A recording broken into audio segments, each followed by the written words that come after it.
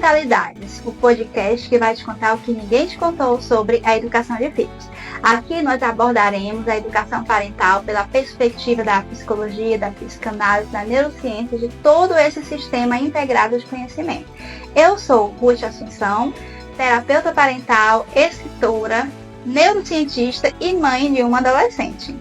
E te convido a se apaixonar pela educação parental e melhorar a qualidade de vida da sua família. Hoje, estreando o nosso primeiro episódio do nosso podcast, nós temos a honra de receber um convidado muito especial. Vamos receber o psicanalista Kadmiel Kadesh. Ele também é pós-graduando em neurociência e psicologia positiva, é especialista em PNL e pós-graduando em TCC, terapia cognitiva comportamental. Eu já vou pedir para ele se apresentar para a gente, contar um pouco sobre ele. Para mim é uma honra muito grande. Eu sou Kadmiel Kadesh. É uma honra muito grande receber esse convite para inaugurar esse podcast, que é uma área que me domina os meus pensamentos, que me apaixonou realmente, essa área da criação dos filhos. Eu quero dizer que nós, eu e a Ruth, não somos os primeiros. Nós temos o conhecimento de mais de 100 anos, quando o Freud escreveu a psicanálise, ele já se preocupou com o desenvolvimento da personalidade, com todos os seus auxiliares da associação de psicanálise.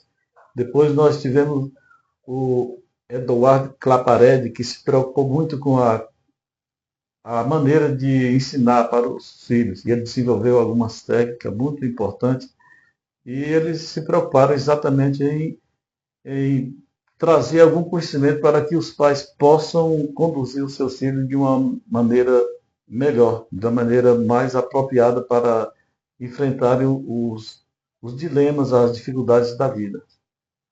É exatamente isso. Esse é o nosso principal motivo da gente trazer esse podcast, justamente para estar trazendo essas informações, né, que a gente encontra, que são informações tão pertinentes para a criação de filhos e, consequentemente, nós estamos criando futuros cidadãos, estamos investindo em nossas famílias, quando a gente se preocupa com a criação dos nossos filhos, e é justamente sobre isso que a gente vai tratar hoje, né? Tomando como base o livro que eu escrevi, que já está aqui, todos estão vendo, né? Filho se cria no colo. Esse livro, ele é um resultado de 5 anos de estudo da psicanálise, da psicologia positiva e da neurociência. E no primeiro capítulo, seu Kadmiel, eu tive eu estruturei para colocar justamente isso, como tudo começou. Eu não sei se eu lembro quando leio o livro, que o primeiro capítulo fala sobre a questão da gestação, né? E você já ouviu falar a expressão bebês são folhas em branco? Sim, sim. Algumas pessoas usam essa expressão, né? Mas você acredita que os bebês são folhas em branco? Eu particularmente não, porque eu sou psicanalista e não posso me trair. Mas para falar um pouco sobre isso, é importante a gente, quando a gente estuda a história da humanidade, a gente vê que os seres humanos eles tinham uma tendência, nós, que estamos nesse momento da humanidade, a gente tinha a tendência a se destruir, a se autodestruir. E o que evitou isso foi exatamente essa preocupação de alguns pensadores que procuraram organizar. Então houve a organização dos governos para preservar as comunidades, para ter uma maneira de policiar, de cuidar, para que haja um pouco de justiça, apesar que a gente não consegue a justiça na Terra. Então, essa possibilidade só se dá com educação, porque o ser humano, se ele viver na sua maneira primitiva, ele é um animal altamente destruidor dos outros e autodestruidor.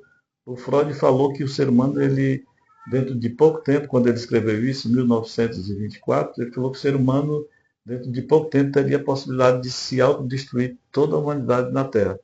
Então, essa preocupação que algumas pessoas tiveram, muitas pessoas, muitos pensadores, pessoas importantes. A gente tem o registro desde desde o início da psicologia, que foi no início do século XX, final do século XIX para o início do século XX, começou a surgir as psicologias. O Freud escreveu o seu primeiro trabalho, O Significado dos Sonhos. Então, quando ele escreveu isso aí, ele já deu início à psicanálise. E o que a gente encontra nisso aí é que é uma tentativa de formar cidadãos, bons cidadãos mais ou menos corretos, porque não existe o cidadão totalmente correto, mas melhores cidadãos que têm um pouco de senso de justiça. E essa preocupação passou por muitos pensadores, muitos psicólogos. O Eduardo Claparelli, ele se preocupou muito com o ensinamento, com a maneira de ensinar as crianças, de como ensinar melhor as crianças a fazerem as coisas. O Freud se preocupou com a formação da personalidade. O Freud falou que a criança, ela quando nasce, a responsabilidade total é dos pais de formar o novo cidadão. Ele falou que a personalidade é como, ele comparou com uma argila, onde o pai pode fazer uma marca que vai ser uma marca indelével. Isso. Então, tudo que você coloca na personalidade de uma criança, na idade certa, aquilo ali nunca vai ser desmanchado, vai seguir para o resto da vida. Já o Yuval Harari, que é um pensador atual, um historiador israelense, ele fala que as crianças, elas são como um vidro derretido que sai de uma fornalha, onde os pais podem moldar o que quiser. Esse vidro aqui, ele foi derretido para formar esse copo. E aqui a pessoa teve essa ideia de formou essa jarra. Então os pais ele podem idealizar o que eles querem para os filhos e formatar como um vidro derretido. Então é uma responsabilidade muito grande ter filhos. E se todos os pais orientassem os seus filhos no rumo certo, com certeza teríamos uma sociedade melhor. Sim, verdade. Por isso que nós estamos aqui, né? Para disseminar um pouco mais esse conhecimento, para que os pais eles tenham mais autoconsciência sobre essa responsabilidade e que eles tenham o aparato do conhecimento para poder agir de forma mais eficaz, né? Na educação de seus filhos. Então, se os bebês eles não são folhas em branco, então a gente quer dizer o quê? Né? A gente quer dizer que a ideia da vida intrauterina, né, das memórias intrauterinas, ou seja, quando o bebê estava no útero, elas podem continuar a influenciar a vida de uma pessoa. E esse conceito, ele foi estudado, né, desde 1950, 60 para cá, e ele já foi comprovado por muitos e muitos pesquisadores, cientistas, né, e autores. Aí eu lhe pergunto, a vida, ela é uma repetição do que vivemos dentro do útero? Sim, o autor considerado o pai da ciência, da medicina, que é o Hipócrates, ele falou que o ser humano ele nasce com 4 temperamentos, independentes da genética dos pais. Você pode ter 4 filhos, cada um tem um temperamento. E a gente tem isso aqui no livro também, né? No primeiro então, capítulo. esses temperamentos, cada pessoa nasce com o seu, ele fica latente, ele fica pronto para entrar em ação.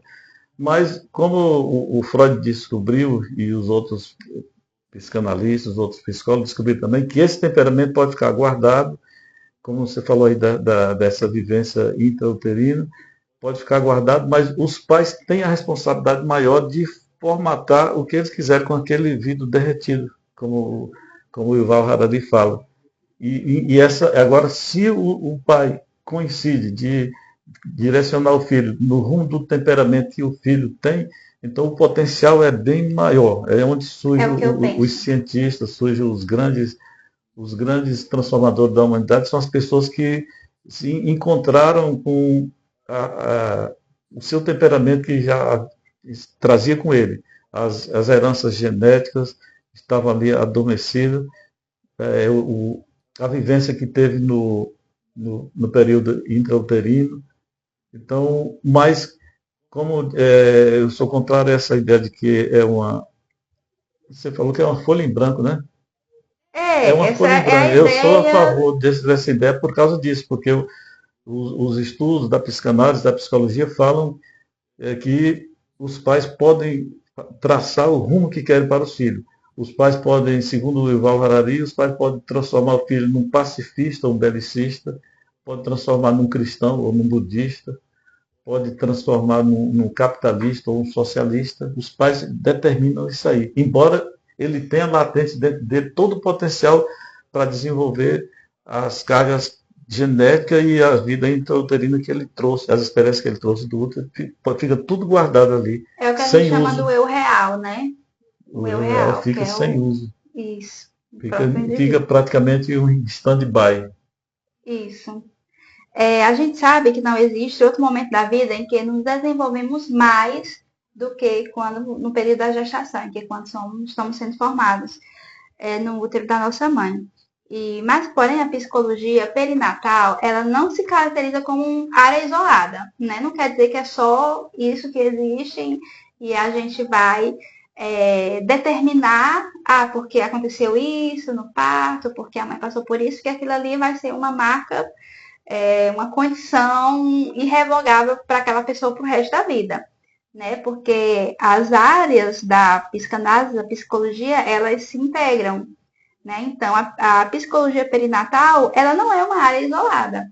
Ela vai conversar com todo tipo de experiência, de ambientação que aquele indivíduo sofreu, né? Durante a gestação, durante o parto e durante o primeiro ano, os primeiros centênios, né? Os primeiros 7 anos em diante.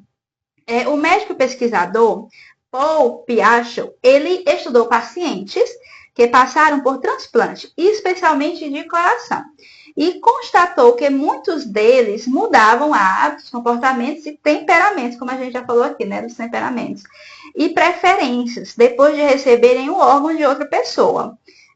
Por exemplo, uma pessoa que gostava muito de andar a cavalo, né, tinha um hábito de andar a cavalo, aí de repente passou a não gostar mais de cavalo, gostava de surfar. Né? Depois que passou pelo transplante, recebeu um novo coração, recebeu um novo rim.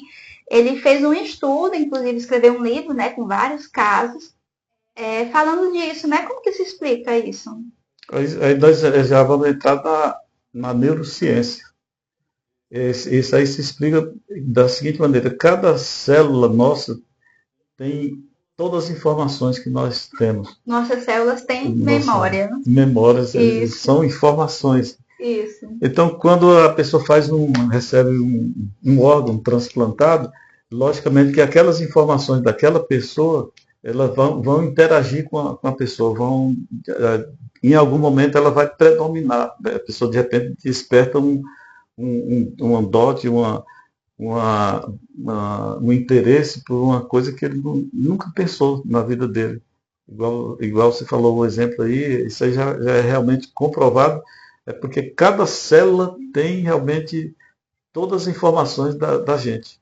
Então, quando ele Então, recebe aquele órgão, ele recebeu aquela quantidade de células, né, no órgão, para o corpo dele, que passou a interagir também exato. E com de todas aquelas repente, por informações. exemplo, um coração.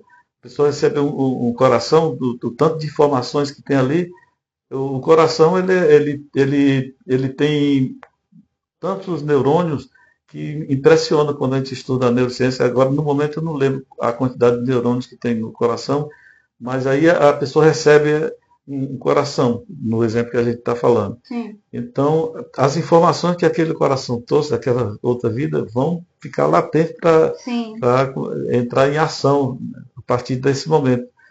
Então é bem interessante, a nossa vida é realmente um universo de complexidade, cada vez que a gente estuda um pouquinho mais, a gente fica mais impressionado e quer estudar mais, e Tem assim, mais coisa para descobrir.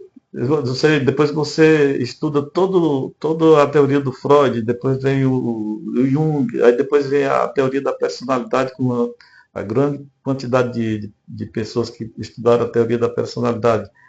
Depois agora surge a neurociência com essas informações que corroboram com essas informações da psicanálise. É um negócio fantástico. Sim, é fantástico. É verdade. Tem um teórico que, para nós, neurocientistas educadores parentais, acho que é o principal teórico, que é o Gabor Maté. Ele é excelente e ele é um dos maiores traumatologistas conhecido mundialmente. E ele fala sobre alguns traumas que as pessoas trazem do útero, que foram sofridos, né, enquanto estavam no útero e que eles trazem inconscientemente, né, alguns traumas, alguns comportamentos. E aí eu queria perguntar, na gestação, qual é o momento mais crítico para o desenvolvimento de um trauma? Existe assim um período? Eu penso que é na terceira etapa, que a gravidez, a gestação é dividida em três estágios principais. Eu acho que o segundo estágio, que é quando já tem o coração e o cérebro começam a se formar, esse momento é o momento que eu acho Mais que crítico. é mais crítico, é onde vai ser armazenado com mais força as lembranças, vão ficar Isso, no inconsciente, como o Freud disse.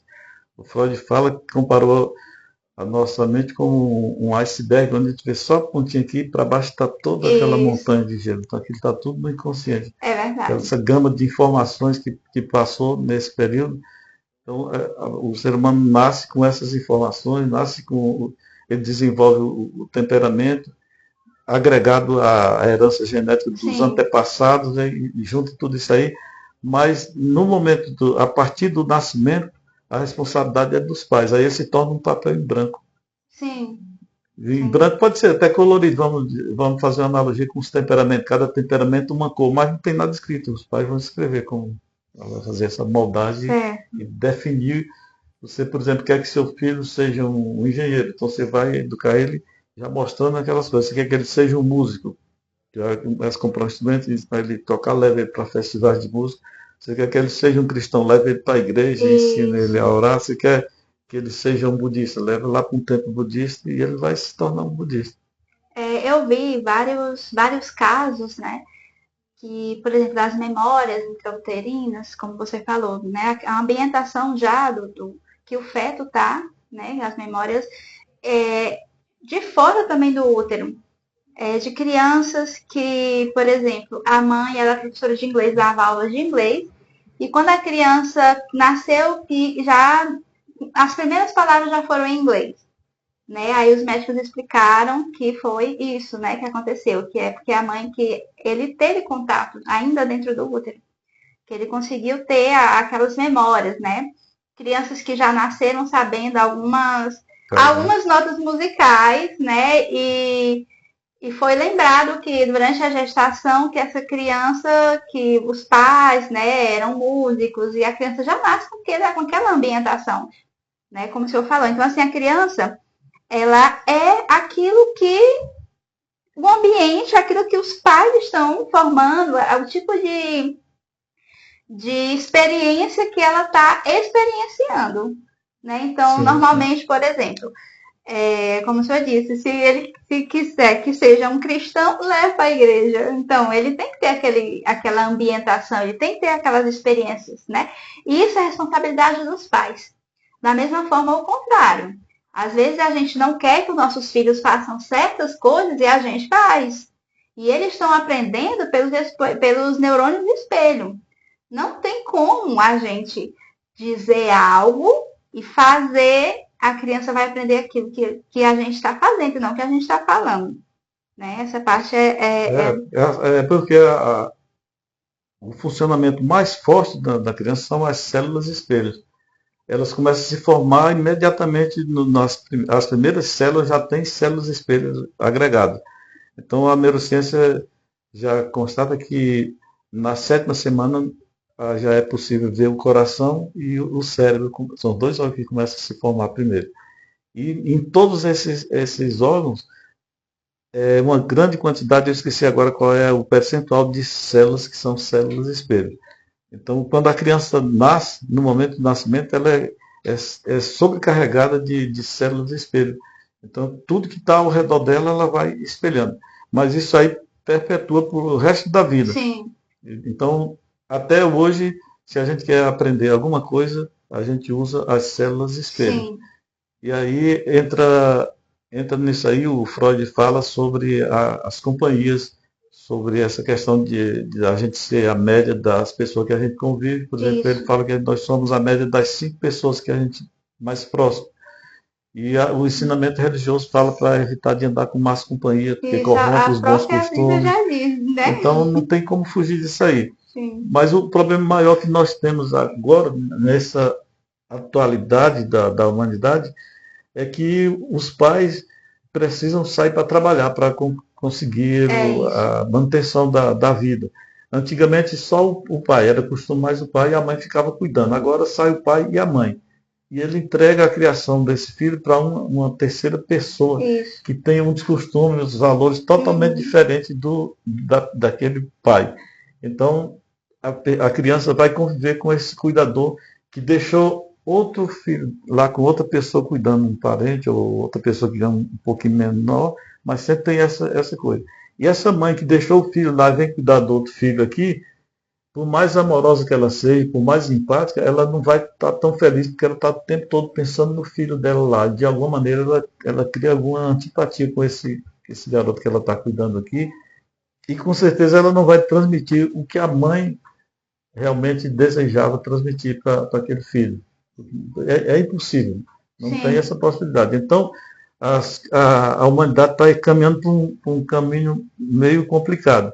E aí passa uma boa parte nas escolas, onde os professores, segundo o Jung, ele disse que não tinha um bom otimismo, ele não acreditava no desenvolvimento pleno da personalidade, porque os pais que não sabiam cuidar passavam para os cuidadores e depois passavam para os professores que também não sabiam cuidar nem dos filhos deles. Aí não cuidava perfeitamente. Uhum. Não porque não queria, mas porque não tinha essa instrução. Por Sim. mais que que eles queriam transmitir esses conhecimentos no início Por mais que do tivesse boa século, por vontade, mais que né? tivesse boa vontade, mas não conseguia. O Jung, o Donald Winnicott, que foi um aluno, vamos dizer, neto do Freud, porque ele não foi instruído diretamente pelo Freud. Quando ele procurou o Freud para ser instruído, o Freud transferiu para a Melanie Klein. A Melanie Klein também não queria ter ele como aluno, mas terminou com a insistência dele, ele Uhum. conseguiu, se tornou um psicanalista fantástico, e é exatamente nessa área ele ficou cuidador de crianças.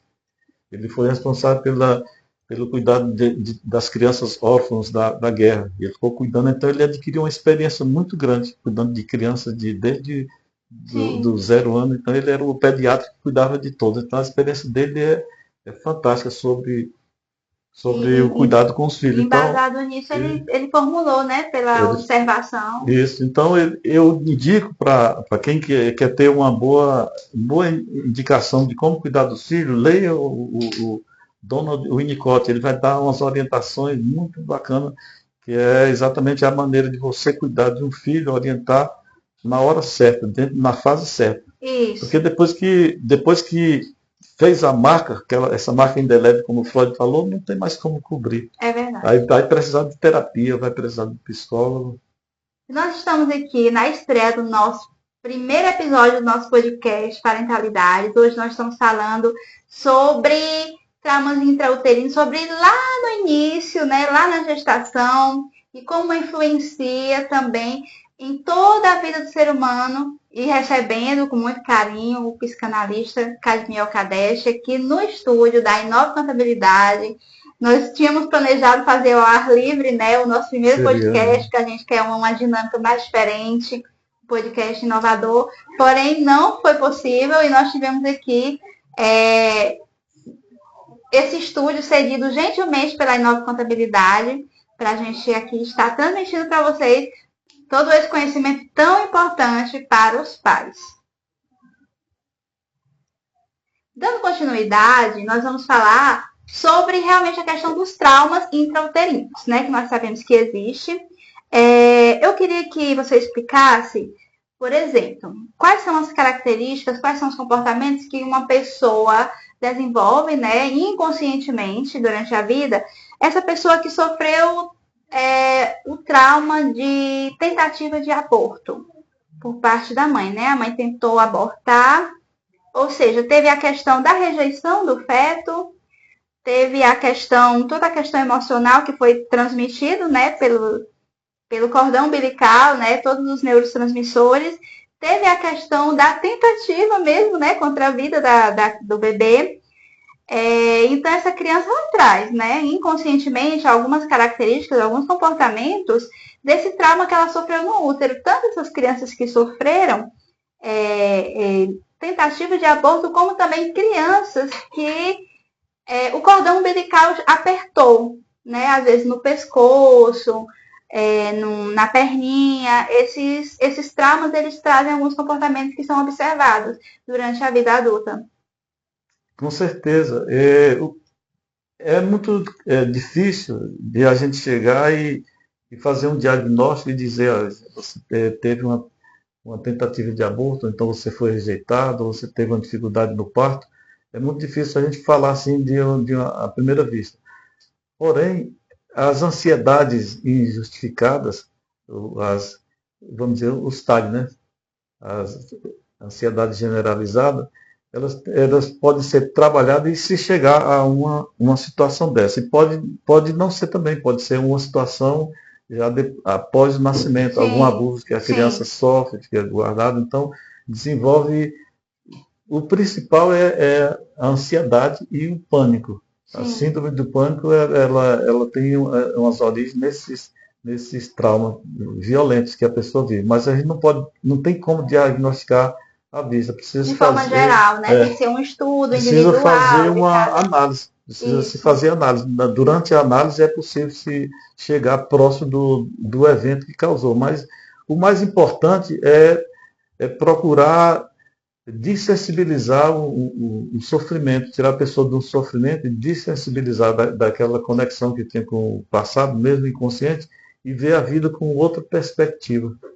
Isso que é mais importante, é o trabalho mais bonito da psicanálise, é isso. Você faz uma análise, você descobre, se reconhece, descobre alguma coisa e você vê a vida, você para onde é que você está, para onde é que eu vou agora, escolhe um rumo e segue. Isso, eu acho muito lindo isso na psicanálise, porque ele trata justamente do inconsciente, aquilo que a pessoa não consegue explicar, não consegue lembrar de onde veio, né? Outro dia eu estava comentando com meu esposo que, por exemplo, eu tenho uma coisa inconsciente que eu não consigo saber de onde que veio. Eu simplesmente entro em pânico, em desespero, no meu estado mais primitivo, se alguma coisa amarra meus pés, né? Se algum lençol aperta assim, os dois pés. E eu fico me questionando de onde que vem isso. Né? Alguma coisa inconsciente, porque conscientemente eu não consigo lembrar, mas é algo assim terrível. Se alguma coisa prende os meus pés, eu sinto um pânico desesperador. Né? Então eu imagino que foi alguma coisa que aconteceu, né? Ou na primeira infância, ou mesmo no útero, sei lá, o cordão umbilical laçou os pés, alguma coisa do tipo. Talvez. Esse indica que talvez alguma situação bem complicada que você passou na infância, ficou inconsciente, ficou guardado. Porém, a dimensão que uma criança na primeira infância que ela tem das coisas é superdimensionada em relação a gente. Por exemplo, o tempo. Para a gente, você tem uma noção de que 10 minutos é um tempo, tá bom, para esperar a pessoa 10 minutos é excelente. Para uma criança, 10 minutos aguardando um pai é uma eternidade, ele não tem noção de tempo. Então, qualquer coisa que foi além que tirou do conforto, é muito potencializado. Então, talvez numa análise, você pode chegar a encontrar isso aí. E mesmo se não chegue, pode ressignificar isso aí, mesmo sem descobrir por que foi. Não sabe o que foi, mas tem essa fobia, tem esse trauma. Então vai dessensibilizar e seguir o rumo, seguir a vida sem aquele trauma, tirar a sensação, porque o que nós vivemos na realidade é uma ilusão criada pelo nosso cérebro. A nossa vida é uma ilusão. Então, se você achar que esse ambiente aqui é um ambiente hostil, que daqui a pouco vai chegar a gente e vai querer matar a gente, isso aqui é verdade para você. Se a gente acha que todo mundo aqui é amigo, é amigo. Então, essa ilusão que a gente tem que tratar tão bem a nossa mente, né? Exatamente. A saúde mental, atualmente, é o que o pessoal está mais se preocupando. A neurociência está aí explicando aí sobre o funcionamento do cérebro para trazer saúde mental. E aí, quando você adquire a saúde mental, automaticamente você adquire a saúde física do corpo Sim, também, né? com certeza. É verdade, tá tudo interligado. Tudo interligado. Antigamente achava que pegava a cabeça, levava para o psiquiatra e ele tratava. Agora Isso. vamos ali para o médico fazer uns exames de sangue, de urina. Não, agora tudo está tudo Tem que ser interligado. tratado corpo-mente de forma interligada. Exatamente. É isso mesmo. E perguntando aqui também sobre a questão, né, das memórias intrauterinas e sobre a questão de perder um irmão gêmeo, né, ainda no útero, ela é uma das maiores dores que o ser humano pode sentir, que é perder, Sim, né? sim. O especialista nessa síndrome, Peter Bolkin, ele registrou em seus estudos, né, ele escreveu um livro chamado Gênio Solitário. Ele apresenta mais de 50 casos, né, de crianças que foram geradas duas crianças e o que acontece muito, né? A gente sabe que acontece muito até hoje, que um gênio não se desenvolve, ele acaba abortando, né? E apenas consegue se desenvolver até os 9 meses e consegue nascer de forma normal. Porém, essa questão do irmão que foi gerado junto com o outro e perder esse irmão ainda no útero, ele traz, né, alguns traumas, alguns comportamentos, né? E como que explica isso, né? A psicanálise, como que explica que tipo de comportamento às vezes essa pessoa pode apresentar que inconscientemente ele não consegue entender. A psicanálise ela fala muito, todos os psicanalistas, até o Lacan, que foi mais para cá, ele fala muito na falta, no vazio que todo ser humano tem.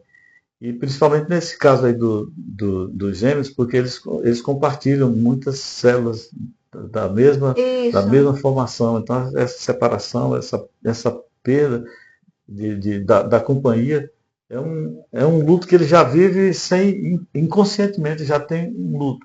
Então, isso é uma coisa que precisa ser tratada. Então, não existe, o que eu quero dizer com isso é que não existe nenhuma possibilidade de alguém dizer que é plenamente saudável. Todos nós e Sim, o é Freud verdade. fala dessa falta, esse vazio. A gente está sempre buscando preencher um vazio que a gente tem. Sim. E agora imagine a pessoa que perdeu a companhia primeira, que é um caso de um gêmeo. Essa primeira perda dele já nasce com essa Com falta a falta, grande. isso, com a E solidão, né? mesmo que no caso de uma pessoa que não teve passou por esse trauma, ele tem falta o tempo todo. Nós nunca Sim, estamos pleno. é próprio do ser humano, Faz né? parte da vida buscar preencher uma falta. Por exemplo, quando a gente perde o aconchego da mãe, no desmame, aí vai buscar outras maneiras de preencher essa falta. Alguns desenvolvem alguns hábitos e tal, e ele continua no aconchego lá enquanto é criança. Quando ele vai para a fase adulta, ele busca, no caso do homem, busca a mulher. A mulher busca uma companhia para substituir esse aconchego dos pais. Sim. Só que mesmo assim, essa falta não é preenchida, continua faltando. Eu acho, quando eu tiver filho, 2 filhos, vou ficar completo. Aí vem os filhos, não completou. É sempre faltando. Não existe nada A na terapia completude, nenhuma né? que possa trazer uma completude do ser humano. O ser humano é um animal faltante. É um animal incompleto. Ele está sempre incompleto. Ele está sempre buscando uma coisa para se completar e não consegue. Está sempre nessa busca. Eu acho que isso é o que dá sentido à vida, né? O que dá Essa busca, porque vontade, né? O que dá quando o que estímulo. dá mais alegria para a gente, que gera, não alegria, que gera dopamina, que gera força de fazer as coisas, é exatamente a expectativa de ganhar. Isso, exatamente. Eu Quando, estava lendo sobre isso outro dia. quando Que você a joga na expectativa. loteria, não saiu o resultado ainda, e aí fica imaginando que vai ganhar, que vai fazer isso, vai fazer aquilo. Aquele momento é um momento de felicidade, de Sim, alegria e tal. é E verdade. dopamina, você fica entusiasmado. E quando sai o resultado que não deu nada, aí volta tudo de novo. É verdade. Então, a gente sabe que Voltando, só para não falar sobre a questão pular da questão do gênero, eu tinha um colega de trabalho que ele ele perdeu um irmão gêmeo, ele já na fase adulta. Esse camarada passou por um sofrimento que acompanhou ele até a morte. Ele morreu há pouco tempo atrás, ainda novo, com 50 e poucos anos, mas ele não voltou mais a ser a mesma pessoa. Ele ficou uma pessoa, mudou totalmente os comportamentos, o tempo todo triste, era um cara alegre e tal, e ele não se recuperou, apesar de tratamento psicológico, de acompanhamento, medicação, ele morreu jovem ainda, se envolveu em acidentes, assim como o irmão dele morreu de acidente também. Então é uma experiência bem complicada ser gêmeo, acho que não é uma coisa boa ser gêmeo. Tem esse adendo a mais, É porque né? essa ligação é tão forte que quando um gêmeo está em outro, pode estar em outro país, ele está em sofrimento, o Isso, outro está sofrendo é aquilo também. verdade. É É uma. justamente sobre o que a gente está falando, sobre as memórias celulares intrauterinas, né? Porque elas Isso. perpetuam o resto da vida. E sobre como a forma como o parto foi realizado, influencia de alguma forma, por exemplo, parto cesáreo, parto natural, parto de fórceps. Sim, influencia. Mas aí o Gabor Maté fala também sobre isso aí, sobre esses traumas bem no início da vida. Mas esses aí são possíveis de resolver com análise, com Sim, tratamento, com acompanhamento vamos já falar psicológico. sobre isso. Não é que uma tragédia sem solução, porque o nascimento é realmente um momento trágico, um momento bem difícil que Já é nos um marca momento coisa traumático para todo ser muito humano. traumático. Todo mundo, embora o parto pode ser o mais bem feito possível, a melhor maneira possível, é um momento de um trauma muito grande. Sim, Até de culpa. Tem pessoas que têm sentimento de culpa sem saber o porquê. No momento do nascimento, a criança, o bebê, ele tem uma mensagem junto dele, que é a mente dele, que ele matou a mãe. Eu nossa, matei, mas saí. E aí ele carrega esse sentimento de culpa. Às vezes tem uma pessoa que é ansioso, que tem que carrega isso o tempo todo sem essa culpa entender, né? sem saber por quê. É verdade. Então, assim, a gente já vai falar sobre o processo de cura, né? Porque é importante entender, compreender algumas coisas, né? Mas é importante saber que tudo tem cura e existe o processo de cura, né? E para o processo de cura, acessar o trauma uterino, ele é muito eficaz. Por quê? Porque ele age aonde tudo começou. Sim, realmente, se a pessoa tem essa possibilidade de fazer uma regressão e chegar a esse momento e ter a vivência e ter a consciência de que aconteceu algum trauma nesse período da vida, e é uma possibilidade grande de normalizar a vida da pessoa. Mas, como eu falei anteriormente, mesmo que não tenha essa possibilidade de fazer regressão, com a análise a pessoa pode ter uma melhor qualidade de vida, pode ressignificar a sua vida, independente de chegar ao momento do sofrimento, ao momento do trauma. Sim, sim. É a pessoa aprender a gerenciar, né? Isso. Só Qualquer tipo. que o ser humano, segundo o próprio Aristóteles fala que o ser humano ele não é um animal que consegue viver só.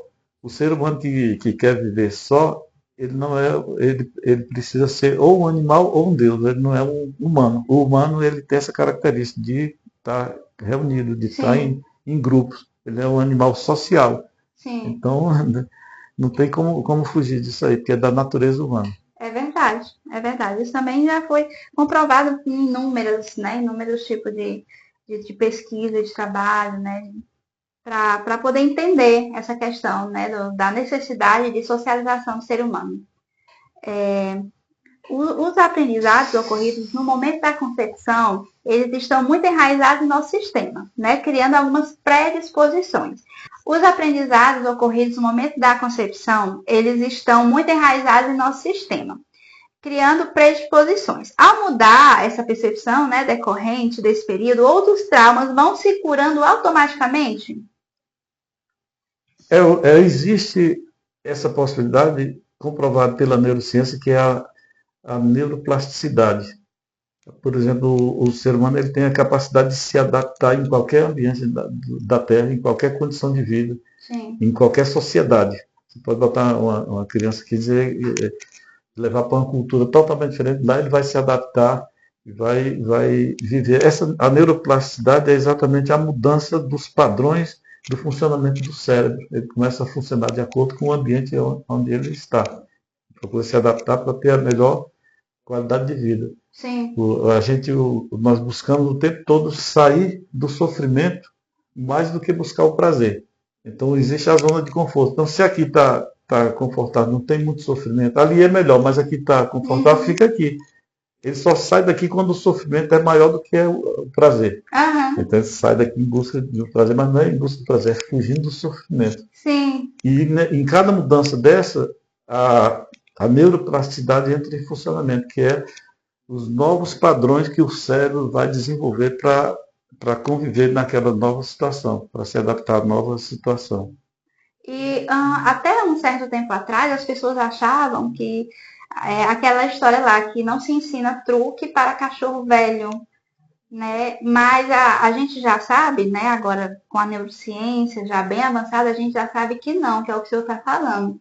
Que em qualquer período, o ser humano ele tem a capacidade de aprender coisas novas. Por quê? Sim. Porque o nosso cérebro, ele é plástico. Isso. Ele consegue se adaptar. Ainda que, é claro, né? Todas as pessoas sabem que existe o período crítico, né? Que as crianças ela têm uma neuroplasticidade muito mais rápida do que a de uma pessoa já com mais idade. Porém, mas ainda existe uma neuroplasticidade. Então, em qualquer idade, a pessoa tem a capacidade de mudar, de superar traumas, né? De mudar de comportamento, aquele comportamento que ele achou que pau que nasce torto morre torto, não. Ele pode se endireitar. Sim. Não é isso?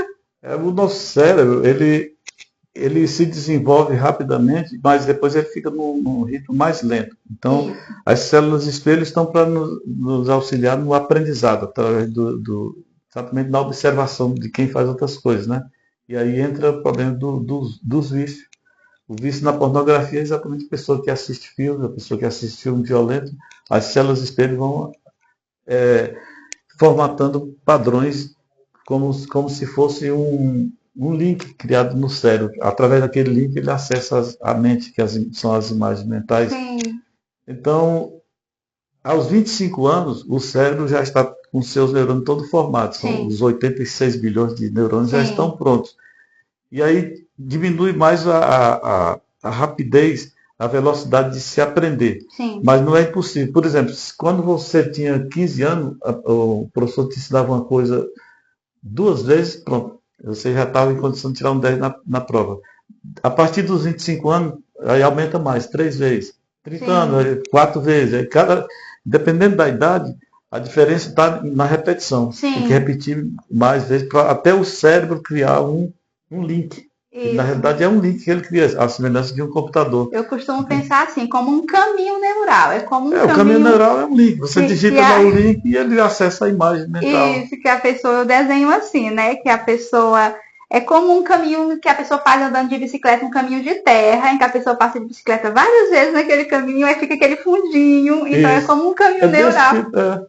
E esse padrão, depois que a pessoa, a partir dos 25 anos, precisa repetir mais para ele formar, porque ele já está mais, vamos dizer, rígido. Mais rígido. Isso. Exatamente, a palavra é essa. Então, mas ele forma os caminhos, igual você falou, vai passando, as formigas começam a andar por um lugar, daqui a pouco tem a marca lá no local das famílias. Já tem, né? É isso. Então, assim, a gente já vai finalizar, né, aqui o nosso podcast. Eu espero que a gente tenha trazido algumas informações relevantes. Eu espero que a gente tenha trazido à luz, né, alguns questionamentos e a resolução de alguns questionamentos. E também é importante os questionamentos porque a gente vai procurar entender cada vez mais. Quero agradecer a sua participação, trazer aqui para a gente tanta bagagem, né? Tanta coisa interessante. E quem quiser ter alguma sessão de psicanálise, venda aí o seu peixe. Como eu já falei, eu sou psicanalista e eu sou também especialista em PNL. Quem tiver interesse em resolver alguma situação de alguma fobia, de alguma crise de ansiedade, de depressão, a gente tem muitas técnicas que a psicanálise trouxe para a gente, que a gente pode ajudar as pessoas a ter uma qualidade de vida melhor. E se quiser, eu estou à disposição, pode entrar em Vamos contato. deixar os contatos aqui embaixo para entrar em contato com o senhor Cadmiel, né, para fazer uma sessão, para procurar entender alguma coisa, procurar mudar, ressignificar, melhorar a qualidade de vida, não é isso? Quem tiver também Exatamente. interesse, quem tiver também Exatamente. interesse em adquirir o livro, aqui no livro a gente trata desse assunto e muitos outros. No decorrer dos podcasts nós vamos estar comentando sobre isso. Quem quiser adquirir também vamos deixar o link aqui na descrição do vídeo para vocês estarem entrando no link e adquirindo o livro, né? É um investimento baixíssimo que você faz, né? Na sua família, enfim. E todo esse conhecimento que a gente mencionou aqui, que a gente está discorrendo, discutindo, ele serve como um farol para orientar os pais, né? Isso, e também Exato. serve para a nossa prática profissional, para as pesquisas, e para apoiar o potencial humano, e os relacionamentos desde o início da vida. Foi o que o senhor comentou, né? Quando a gente já entende alguma coisa, quando a gente já percebe, por exemplo, eu falo aqui sobre os temperamentos aqui, né? No livro explica um pouco sobre o temperamento em cada criança. Quando o pai percebe aquele temperamento, ele vai explorar os pontos positivos daquele temperamento. E ele vai o quê? Ele vai incentivar o que a gente pode chamar de pontos negativos, né? Agora, As fraquezas.